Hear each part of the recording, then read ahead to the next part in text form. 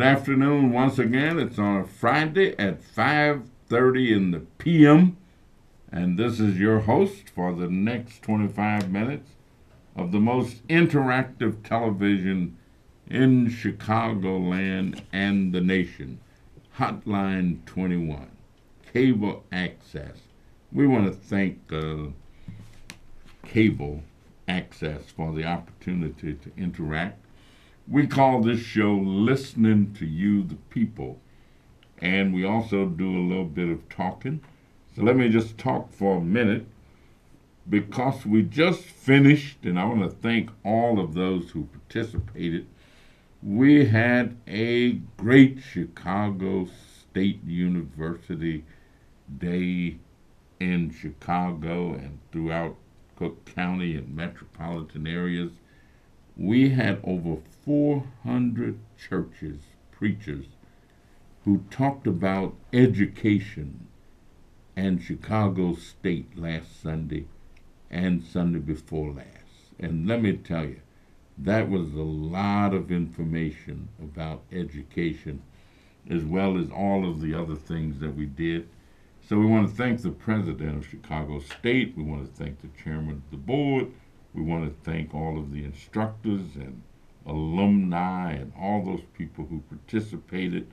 We just had a wonderful, wonderful time.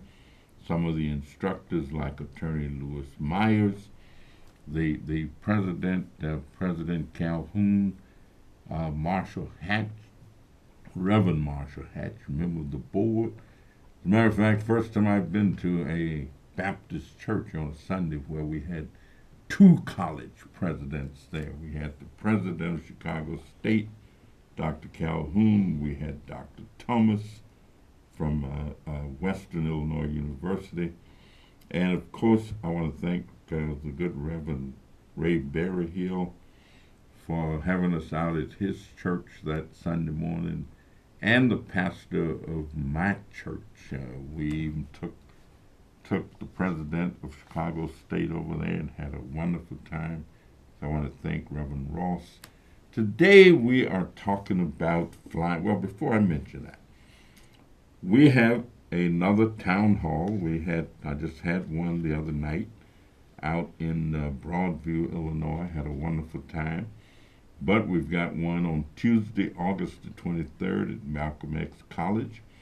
This is our clergy group. I'm saying I have every kind of advisory group that you can imagine.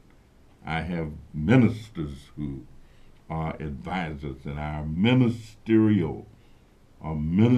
advisory group are having a conversation about inner city violence. That's going to be Tuesday, August the 23rd at Malcolm X College, 6:30 p.m. Everybody is invited to come and be a part of it, and we welcome you, Malcolm X College. In the studio with me are two airplane pilots, guys who went to Tuskegee, who are part of Tuskegee. Let me tell you, flying an airplane's got to be exhilarating, just simply to know that you're like a bird. I mean, that's got to be some of the most exciting stuff. But what I like about them is that they're not content to have developed the skill just themselves. They are teaching young people. Victor Croswell and Keith Renfroe both are in the studio.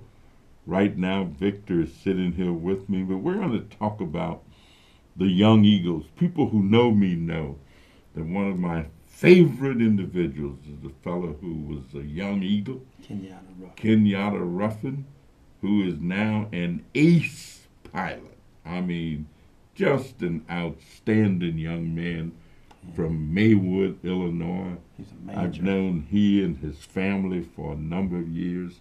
They all go to Second Baptist Church, where Reverend Sykes, Wallace Sykes, is the pastor. But Victor, tell us about Tuskegee and what you guys are doing and what you're trying to do for young people.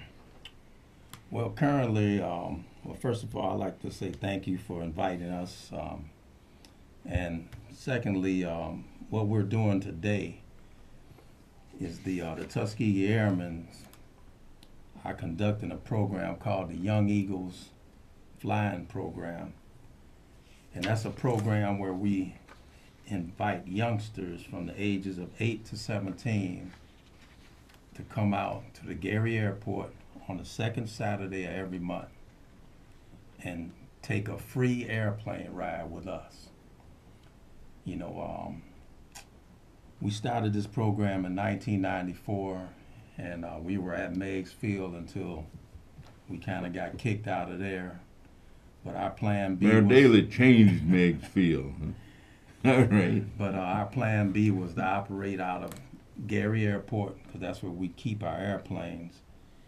And on the second Saturday every month, you guys can come out and get a free airplane ride with us. You know, I got two young fellas, grandchildren of mine. One is 14, one's 15. Can I bring them guys out there and let them get a ride? He's a prime candidate. All right. Well, I'm going to take me a second Saturday and take these rascals out there and let them get a ride and see what it's like to be up in an airplane. Mhm.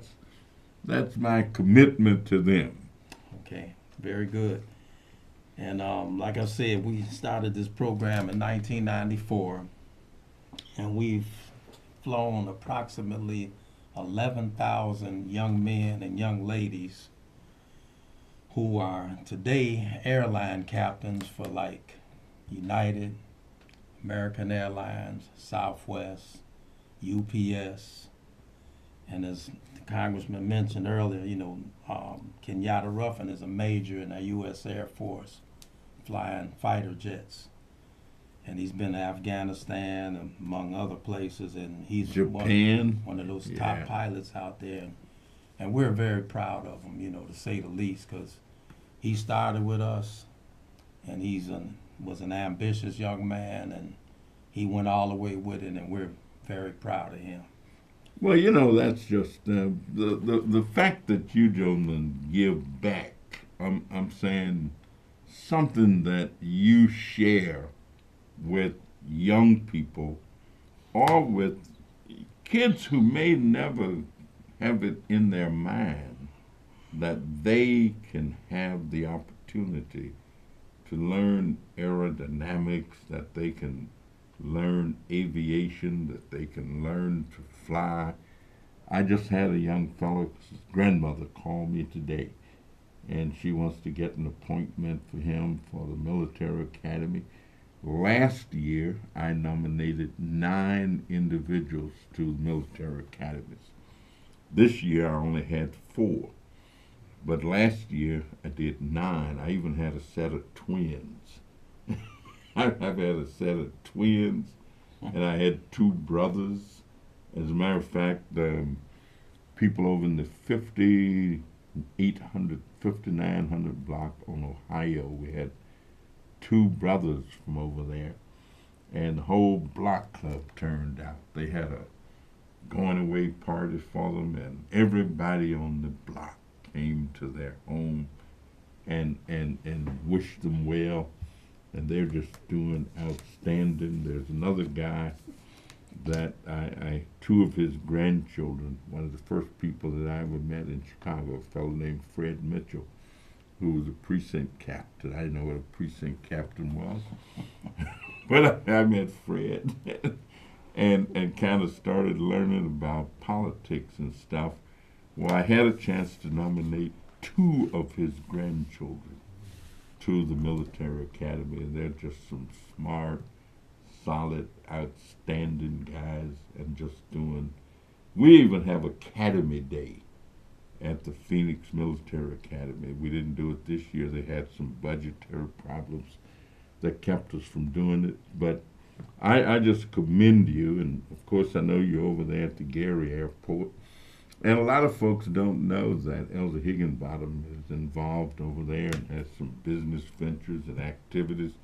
Outstanding businessman who has businesses not only in Chicago, but businesses in other places throughout the country. What are some of the other activities that you all are engaged in with these young people and with promoting Tuskegee University, period? Well, actually, Mr. Higginbottom, when he found out about the program out at the Gary Airport, and he's opening a venture called Bessie Coleman Aviation, and in that facility, which is a beautiful facility, I mean, he's building us a classroom, and I was like, wait a minute. He said, well, where are you guys conducting the flights? I said, well, we're over there at the airport. But the airport isn't always available because they do business over there. He said, well, I'll tell you what. He said, I'm going to build you guys a Tuskegee Airmen classroom so you can run your operations out of there. Oh, my goodness. And, we almost did backflips when we heard that. I can imagine. I've got some great friends who went. Floyd Rousseau and his wife, Eltha, both of them are doctors. Dr. Floyd and Eltha. Floyd studied health and she studied nursing. And they're long-time graduates of Tuskegee, both PhDs, and they're both retired. But they always, every summer, kids that they know are going to go to Tuskegee, they host them in their home and have sort of a getting acquainted party for them and a going away party. Tuskegee has an outstanding young president right now, and I've had the opportunity to meet him and go to some of the alumni activity, and so it's just a great school. It's a great place. And of course, some of Valerie Jarrett's family, they were involved. Eugene Dubble's daddy was the veterinarian at Tuskegee way back when Booker T. Washington was there. But we got a caller. Let's see what our caller is saying. Caller, are you there? Yes, caller, go right ahead. Congressman and the gentleman next to you. I never knew about the Tuskegee Airmen until I saw the movie The Red Tail. And that impressed me so much, and now I know why they were so successful. The young man next to you really talks well. He talks facts. And I really, really enjoy that. If only Congress could be half as attentive and knowledgeable about what they're supposed to do, like the airmen do, this would be a beautiful country to grow up in. But you know what's wrong? I don't care who's Congress or the Senate or the President, or they get on either side and they go at it, not talking with each other but at each other. The Democrats had the floor for 2 years. Nothing was passed, immigration or none of that. I wish some of the Tuskegee Airmen would go over there and clean up the Congress. All right. Well, so much stuff. Thank you so very much. We appreciate your call, and I certainly agree with you wholeheartedly. It's a real pleasure, and thank you. And our number is 312-738-1060. Anybody else want to call us and join in this conversation, feel free to do so. Yeah, I like to put another thing out here, too, as well. It's a program, and you computer-savvy folks can look up Tuskegee Next. And if you look up or type in or Google Tuskegee Next, you'll find out that we'll have a program where we're recruiting young men and women to be pilots from 0 hours of training to a full pilot. The governor, Mr. Rauner and Tony Preckwinkle are behind this program out at DuPage County. Well, I am so glad that the governor is behind something like that. I don't know what to do. That just warms my heart. Doesn't surprise me that Tony Preckwinkle would be, but I'm delighted that the governor is too. Talking about education and school, we have our annual back to school picnic and parade, and the Taste of Austin on Saturday, August the 27th, and everybody is welcome. It's never as big as the Bud Billiken Parade, but I tell you, it is a magnificent parade that I have sponsored now for 37 years. And we've been rained on. We've never been rained out. I understand we got a caller on the phone. Let's go right to our caller and see what he's saying. Caller, are you there? Yes, how you doing? Okay. All right. My name is Antoine Golette. I know you. I attended one of your birthday parties a few years ago, and it was the most wonderful thing I ever got a chance to do. And I appreciate all that you all are doing and giving young people, our generation, a second chance, because a lot of information that you are giving out, people need to hear that. Yeah, it is wonderful, though, when we've got people who are willing to give of themselves in such a way that they can benefit young people. What young people need most really is guidance and direction and somebody to suggest that they care about them. And so these gentlemen, Tuskegee Airmen, are the best of the breed. Harold Washington used to say, top of the line. Sui generis. You're in a class all by yourself. So thank you very much. We appreciate you. And we'll continue to talk about, now you got a celebration going on too, don't you? The government will help those who have the background who want to get back into the service, because they don't have or let people who, got background join the service.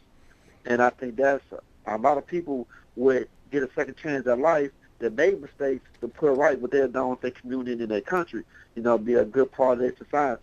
You know what? I will take a look and see if there might not be some things that we might be able to do. I'm a firm believer in what I call second chance. And fortunately, we were able to get legislation passed called Second Chance that relates to people who may have fallen off the track and gotten in a little trouble and got some backgrounds. But I'll take a hard look at where we stand with the military and what kind of individuals who might be able to redeem themselves. I know there used to be a time when, I never will forget this movie, I forget what it was, but these 7 guys or something were in prison and they let them out for do this special assignment, but it was a good movie. But I'll take a look at that and see what we might be able to do, that some of the individuals who may be moving in a certain way, because I find that military does one thing if it doesn't do others. It teaches discipline. Yes, it does. That individuals learn to become disciplined to the extent that you do whatever you got to do. If you got to get up at 6 o'clock in the morning, you learn how to go to bed at 6 o'clock in the evening so you can get sleep and get up. Like I had to get up. I'm going to Bud Billiken Parade in the morning. I got to be there at 7 o'clock. So that just tells me that I need to go to bed earlier tonight than I normally would go if I wasn't going to get up until 9 o'clock. Now I got to get up at 6, so I need to go to bed a little bit earlier. So let me speak to this gentleman. Yeah, go right ahead. Okay, I've been flying for 22 years, thank God, and never had an incident, at least not a real incident, but what I'm trying to say is that, we have dedicated our lives to, the young folks out here. Because, I'm 62 years old now, and, I want to pass the baton on to you guys so somebody else can do this. In fact, I have my own airplane, which I bought and paid for, and I'm donating my airplane to the chapter to let other folks fly that airplane long after I'm gone. But see, this is the type of commitment that we have to have for each other. the unity that we have to have instead of all this craziness where people are, the Tuskegee Airmen, you don't hear the Tuskegee Airmen out there shooting at each other and all of that because they laid the groundwork for all of this stuff to have freedom. But see, now that you have freedom, you have to do something with it. We chose to do something with it, and we saw, even right now, the Air Force is short of pilots. So, this is a straight up job opportunity, not just for the Air Force, but if you don't like the military, go in the airline industry, period. It's gangs of jobs in the Air Force. Work opportunity, huh? Chance to make money, take care of yourself. Big money. Sounds good to me. Certainly it does. Keith, you sure you don't want to say anything? You may. I'm okay, but I want the kids to know that they can start flying at the age of 15 before they get a driver's license. Right. And it's an area that builds confidence and, as you said earlier, discipline. They will never find anything else so as rewarding at such a young age. And the Tuskegee Airmen's chapter of Chicago is 100% supportive of any child that is interested in any field in aviation. You mentioned about those who wanted to go to the academy. We have a liaison as well with the Tuskegee Airmen for any branch of the service, for anyone that is interested in going into any of the academies of the military. Well, right on. I actually had one of the fellows in my office the other day who was with the Blue Angels. Okay. As a matter of fact, he and his buddy both were pilots, and now they're engineers, and they're involved in a project that we're working on, trying to do a tech park in Jamaica. Both of them happen to have Jamaican heritage. Okay. And it's very interesting stuff, and it's just wonderful. Anything else you want to tell us, Steve? Okay, well, I'm going to go briefly on this. What we like everyone to do in Chicagoland is come join us Saturday, August 27th at the Gary Chicago Airport at the B. Coleman Aviation Facility. The legendary organization, which became known as the Tuskegee Airmen, had its origins at the Chanute Air Force Base in Southern Illinois on March 22nd, 1941. See, a lot of people don't know that the 99th started here in Illinois before they went down to Tuskegee. And we talked to the governor about that, and that led to, if you guys ever go out to 95th Street and turn around I-57, it's a sign that says Tuskegee Airmen Memorial Trail. Yes, sir. Now, Keith and I helped put that sign out there by going on a letter writing campaign. Because if you go down I-57, it goes right past Chanute. And we told the governor, hey, these guys are war heroes. They started in Illinois first.